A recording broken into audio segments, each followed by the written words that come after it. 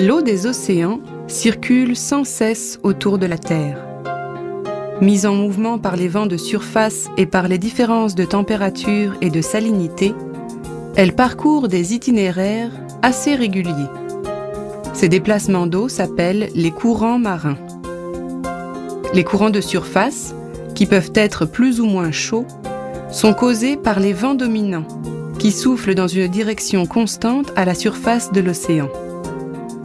Les alizés, des vents dominants soufflant près de l'équateur, donnent naissance à plusieurs courants marins, comme le courant sud-équatorial. Celui-ci se dirige vers le nord, est dévié au large des côtes américaines et devient le Gulf Stream, qui traverse l'océan Atlantique Nord.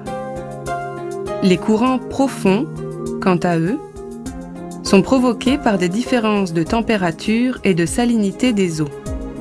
Une coupe virtuelle de l'océan Atlantique permet de comprendre ce phénomène.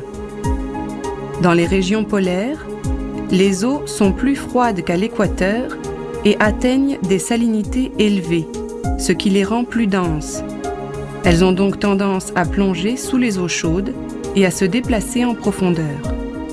Ce phénomène génère des courants profonds qui se déplacent très lentement selon une vaste boucle de circulation océanique avant de remonter à la surface plusieurs siècles plus tard.